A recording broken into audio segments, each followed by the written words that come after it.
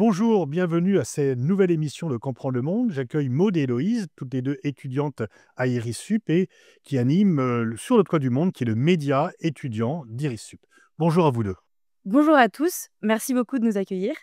Chaque mois, nous décryptons l'actualité internationale avec Pascal Boniface, directeur de l'IRIS.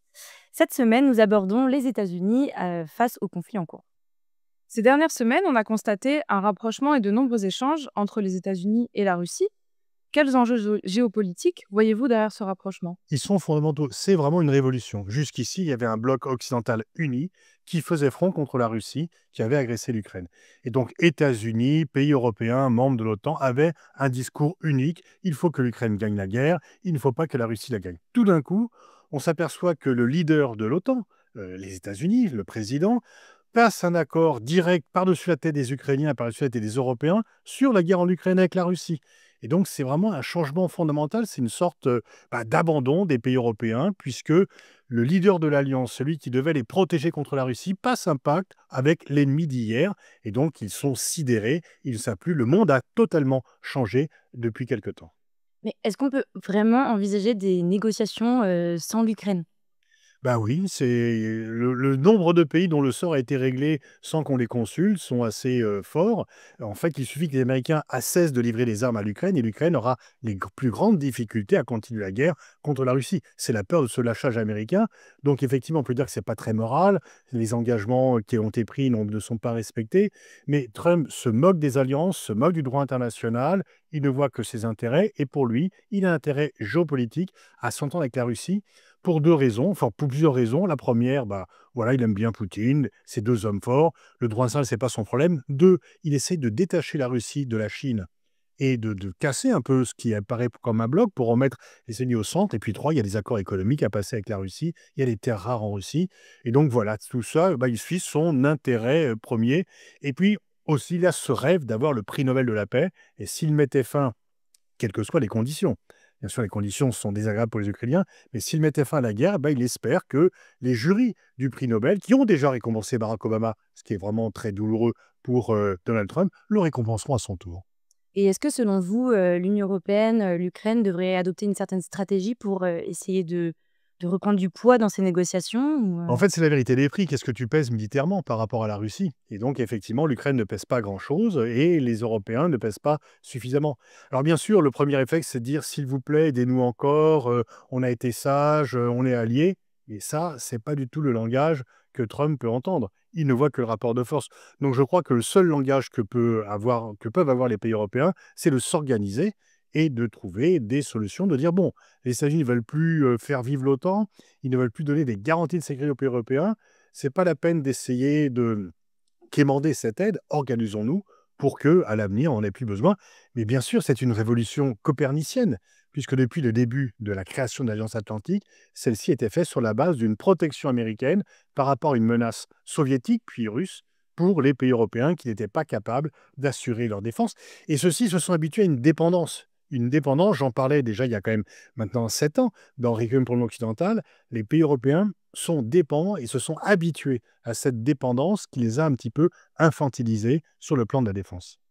Et plus généralement, du coup, quelles pourraient être les conséquences à long terme, à la fois pour l'Europe et pour l'OTAN aussi, si les négociations ne se déroulent qu'entre les États-Unis et la Russie? En fait, l'OTAN, on peut se demander quelle est l'utilité de l'OTAN si la garantie américaine n'existe plus et si ce qui était le pacte fondateur de l'OTAN, c'était les États-Unis protègent les pays européens d'une menace à laquelle ils ne peuvent pas faire face. Donc tout est remis en cause. Et vraiment, tout est complètement remis en cause. Alors, les Européens peuvent dire, oh, ça va durer que 4 ans, il faut attendre, mais déjà, ils avaient respiré quand Biden avait été élu, mais il y avait le retour. Et on peut penser que le Trumpisme survivra à Donald Trump. Donc en fait, bah, il faut faire face aux réalités. Elles sont désagréables, du moins elles sont inhabituelles. Et en fait, bah, de même que lorsque De Gaulle a demandé à Johnson de quitter la France, Johnson a dit bah, quand on vous demande de partir, vous prenez votre chapeau, vous partez. Là, c'est plutôt un abandon. Les États-Unis abandonnent les pays européens à eux de s'organiser. Ils en ont les capacités, les richesses.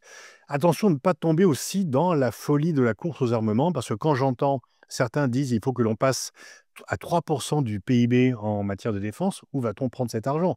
Bien sûr, il y a l'emprunt, mais l'emprunt, il faut le rembourser. Bien sûr, on peut s'exonérer des critères de Maastricht, mais quand on voit dans la plupart des pays européens où en sont la cohésion sociale, où en est l'université, les écoles, les systèmes de santé, il faut peut-être pas non plus complètement basculer notre budget sur les questions de défense.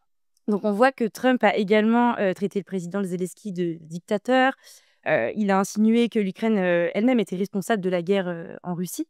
Face à cette stratégie d'ostratisation de l'Ukraine et plus largement de l'Europe, euh, pourrait-on envisager un renversement des alliances avec une Europe qui adopterait une position contraire? Bah, en tous les cas, elle est obligée de s'organiser parce que effectivement, les Européens ont pris des sanctions supplémentaires sur la Russie au moment où Trump parle de les lever. Et donc, la Russie était coupée du monde occidental. Elle va être coupée de l'Europe occidentale, mais plus des États-Unis. Donc, il faut faire attention à cela. C'est vraiment un changement fondamental. Quant à l'Ukraine, effectivement, il y a un passif personnel entre Zelensky et Trump. Trump avait appelé Zelensky pour qu'il fournisse des éléments à charge contre Hunter Biden, le fils de Joe Biden, pendant la campagne électorale de 2020.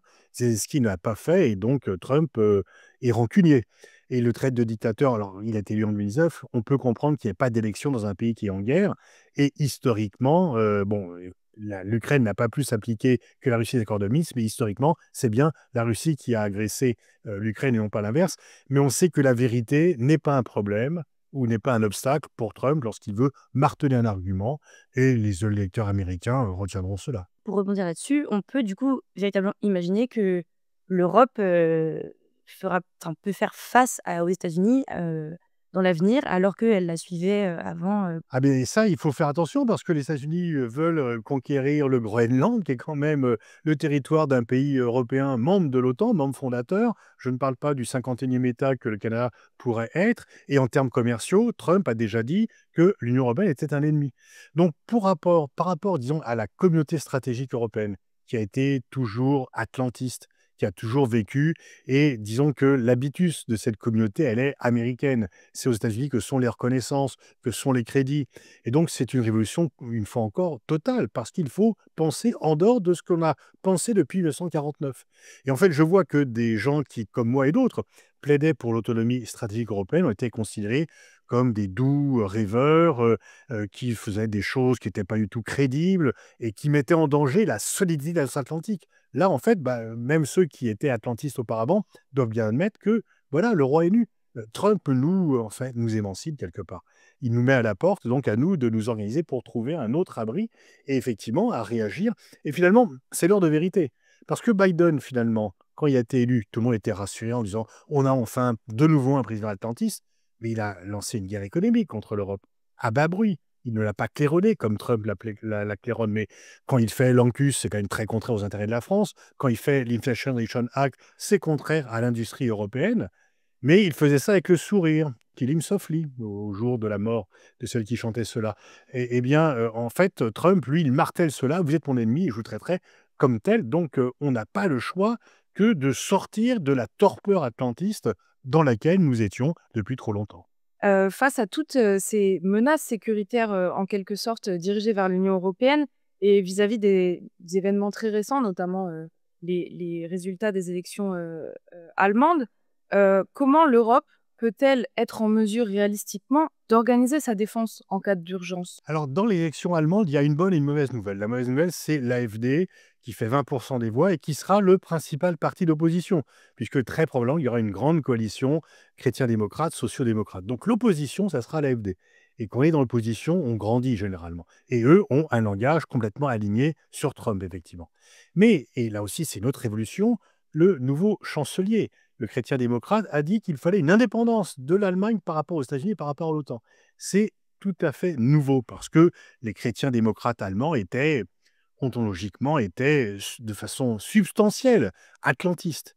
Et donc là, que quelqu'un qui va être chancelier chrétien démocrate de l'Allemagne dise il faut qu'on soit indépendant de l'OTAN et des États-Unis, bah là, en fait, c'est un discours gaullien, finalement, gaulo-mitterrandiste, qu'ont les Allemands. Il faut en profiter. Et plutôt que d'essayer de retenir par la chemise Donald Trump qui ne sera pas retenu, travaillons dès maintenant sur cette autonomie stratégique européenne, puisque nous avions des partenaires qui étaient réticents à cette idée, parce qu'ils la jugeaient contraire, voire hostile à l'Alliance Atlantique, et qui maintenant se disent: «Bah, il faut y aller». Donc c'est peut-être une occasion finalement unique de pouvoir recréer ce couple franco-allemand, sauf que, vous allez avoir un chancelier allemand très fort parce qu'il vient d'être élu et qu'on a un président français qui est un peu plus faible parce que, bah, voilà, il y a des difficultés intérieures de politique, en France. Et on a récemment abordé, lors de la réunion, récente de dirigeants européens à Paris, un possible déploiement, des troupes européennes directement en Ukraine. Pensez-vous que ce soit crédible et que ce soit un moyen d'affirmer la crédibilité de l'Europe? Je crains qu'on passe d'une illusion à une autre. On a pendant très longtemps eu l'illusion que l'Ukraine décidera de la fin de la guerre. La guerre ne s'arrêtera pas tant que l'Ukraine n'aura pas reconquis les territoires qu'elle a perdus.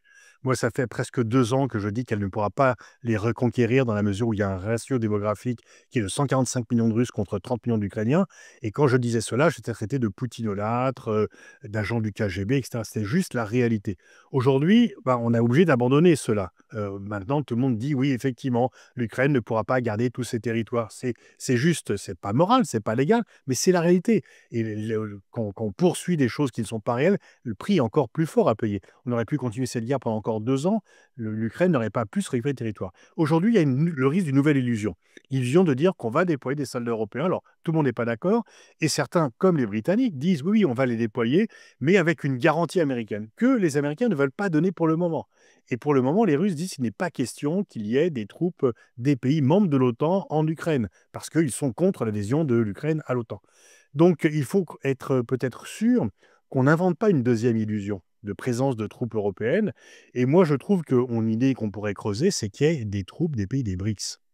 Parce que s'il y avait des troupes indiennes, sud-africaines, brésiliennes, voire chinoises, et pourquoi pas des pays du Golfe, la Russie ne pourra jamais les attaquer. Et donc, ça changerait complètement. Alors, ça serait peut-être très douloureux psychologiquement pour les pays européens d'avoir des troupes en Europe de pays non européens, mais en fait, c'est peut-être plus crédible si on veut garantir la sécurité de l'Ukraine que l'illusion de troupes européennes sans garantie américaine.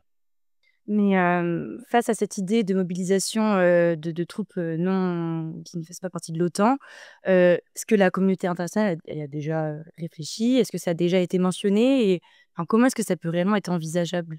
Bah, c'est là, qu'une négociation peut aboutir et qu'effectivement, on cherche un peu, on peut en parler au Conseil de sécurité, ça remet la communauté internationale un peu dans le jeu, ça nous fait sortir d'un seul dialogue, entre la Russie et les États-Unis et c'est quelque chose sur lequel, tout le monde peut se mettre d'accord. Si ça permet de garantir parce que le but de l'Ukraine, ils sont maintenant réalistes, ils savent qu'ils ne récupéreront pas la Crimée, pas non plus le Donbass. Ce qu'ils veulent éviter, et c'est plus que légitime, c'est que la Russie ne se repose pas pendant 2 3 ans pour attaquer de nouveau.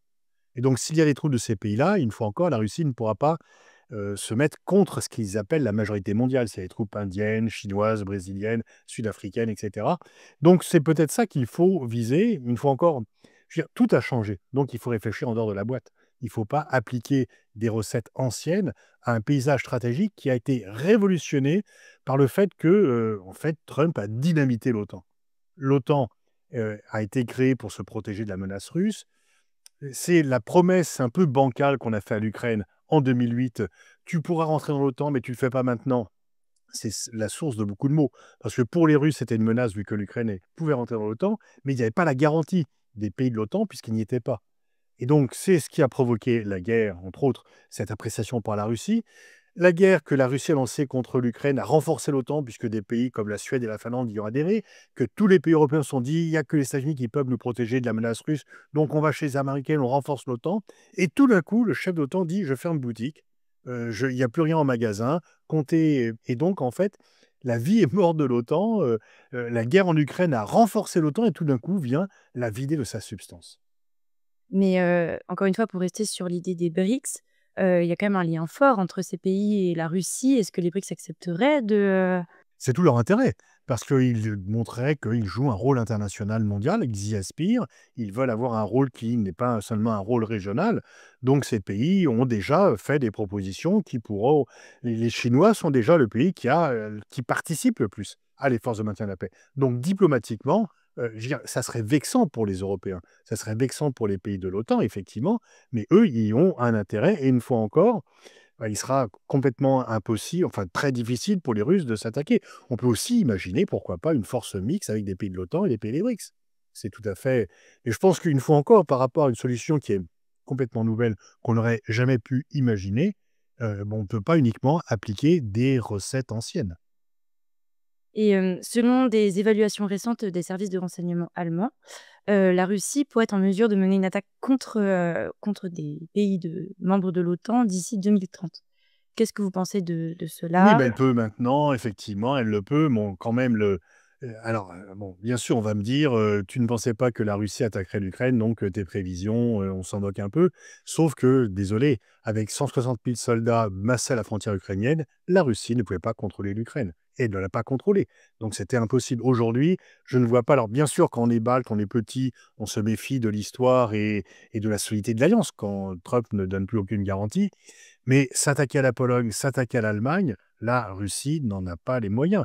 Et je ne crois pas qu'elle en ait plus les moyens en 2030. Donc, ça serait suicidaire pour Poutine de faire cela. Et puis, on a quand même deux pays, pas seulement l'Union européenne, mais deux pays sur le continent européen, enfin sur le continent, deux pays européens, la France et le Royaume-Uni, qui ont l'arme nucléaire. Donc, soit on dit que la dissuasion ne sert à rien, soit on dit que bah, ce pilier européen de l'OTAN, il faut le construire. Et le PIB des pays européens membres de l'OTAN est bien supérieur au PIB de la Russie. Donc, ils peuvent faire un effort de défense supérieur à l'effort de défense russe. En s'éloignant un peu, de l'Europe, on a vu aussi que le conflit au Nord Kivu a encore gagné en intensité, fait de nombreuses victimes notamment, et la RDC a sollicité, le Conseil de sécurité de l'ONU en considérant, l'approche plutôt impérialiste de Donald Trump, pardon, notamment, vis-à-vis du conflit en Ukraine. Quelle serait la marge de manœuvre envisageable, pour l'ONU quant au conflit, en RDC? Bah, ce qui change, c'est qu'il y a une condamnation du Rwanda pour la première fois très ferme. Déjà par la Chine lorsqu'elle présidait le Conseil de sécurité. Puis maintenant par l'ambassadeur des États-Unis, puis même l'ambassadeur de France, alors qu'on était toujours un peu prudent par rapport au Rwanda. Cette fois-ci, le Rwanda est clairement désigné comme l'agresseur. Bah, je pense que beaucoup de pays se sont rendus compte que la RDC, c'est un pays de 100 millions d'habitants, qu'on ne pouvait pas non plus la laisser de côté, qu'il y avait une colère de plus en plus grande des Congolais contre cet abandon de la communauté internationale et qu'ils font valoir leurs droits et que finalement, de plus en plus, effectivement, il y a des pays qui s'intéressent à la RDC et que c'est un peu la fin de l'impunité du Rwanda par rapport à ses agissements par M23 ou autres milices interposées en RDC. Il était temps. Et pensez-vous que les États-Unis, voudront, souhaiteront et pourront peut-être même intervenir, dans la résolution de ce conflit? Alors, intervenir, non, parce qu'ils n'aiment pas envoyer des troupes, surtout sur couverture internationale, mais ils peuvent voter, ils ne peuvent ne pas empêcher le vote d'une résolution. Et une fois encore, alors que pendant très longtemps, le Rwanda a été protégé par les États-Unis, cette période est terminée et Donald Trump a été assez net là-dessus. Une fois encore, son appétit pour les matières premières fait qu'il ne peut pas rester indifférent au charme de la République démocratique du Congo. Toujours sur le continent africain, il y a quelques semaines, l'administration Trump et par le biais d'Elon Musk aussi, a commencé à démanteler, l'USAID, en plus des conséquences dramatiques que ce démantèlement va forcément entraîner, sur les populations. Beaucoup y voient là, une opportunité finalement pour la Chine d'affirmer encore davantage, ses positions et son influence sur le continent africain. Vous avez parfaitement raison, la nature a horreur du vide et les Chinois regardent avec beaucoup de satisfaction. Ce que fait Trump est une porte ouverte pour la Chine est très ambitieuse sur le continent africain. En fait, USAID avait été créé par Kennedy en 61 pour lutter contre l'influence soviétique. C'était Ils l'ont fait pas pour le bien de l'Afrique ou des autres pays, c'était par intérêt, c'est normal. Et là, le fait d'arrêter toute cette politique de contact, d'aide, de contact avec la société civile, va faire que la Chine va s'engouffrer dans cette brèche, comme elle va s'engouffrer également à l'OMS que les États-Unis viennent de quitter.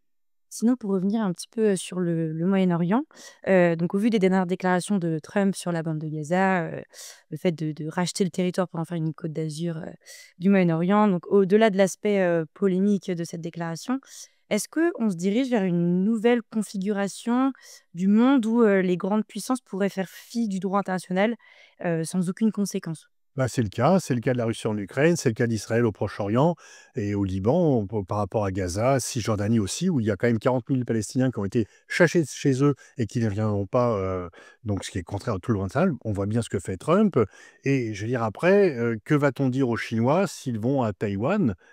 Parce que c'est un peu porte ouverte, ce que fait le Rwanda en RDC, même si maintenant il commence à faire de résistance. Mais on voit bien que il y a à la fois un progrès du droit international avec l'affirmation de la Cour pénale internationale, Mais sur le respect des grands principes, on voit bien que les grandes puissances veulent s'en affranchir de plus en plus. Et donc, il est vraiment temps de réhabiliter le droit international, qui est une protection pour tous, pour la communauté internationale, mais aussi pour les plus faibles. Merci beaucoup. Merci à vous. Merci de nous avoir écoutés et nous vous disons à dans un mois. À bientôt.